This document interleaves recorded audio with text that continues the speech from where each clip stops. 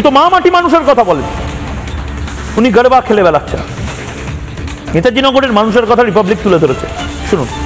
বলবো যেন তারা সচেতন হন, তারা যেন বৃষ্টি চলাকালীন যেন বিদ্যুৎটা বন্ধ রাখে, বৃষ্টি চলে গেলে যেন ভালো শুকনো অবস্থায় ওনারা যেন বিদ্যুৎটা দেয়, তাহলে আমার মতো এরকম কোলকালি হবে না। আমার মতো ম্যাডাম এটার কিছু বলার নেই, আমি আর কিছু বলতে পারছি না, আমি কিছু বলতে পারছি না।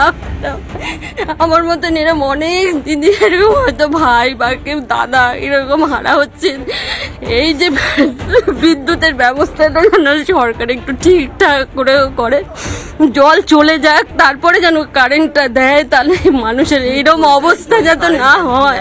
নয়, মমতা বন্দ্যোপাধ্যায় যাওয়ার কথা ছিল নেতাজি নগরে, আজ মমতা বন্দ্যোপাধ্যায় যাওয়ার কথা ছিল ইকবালপুরে, যেখানে শোকের বাতাবরণ। মমতা বন্দ্যোপাধ্যায় যাওয়ার কথা ছিল আজকে কলেজ স্ট্রিটে।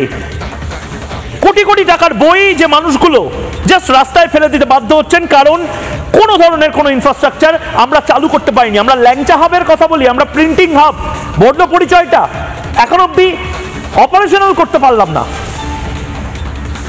গড়িয়াহাটার মোড় মিনি বাস, এই গড়িয়াহাটার ছোট ছোট ব্যবসায়ীদের বাজার বন্ধ, শেষ, খেলা শেষ। মমতা বন্দ্যোপাধ্যায় আজকে গড়িয়াহাটে যাওয়া উচিত ছিল।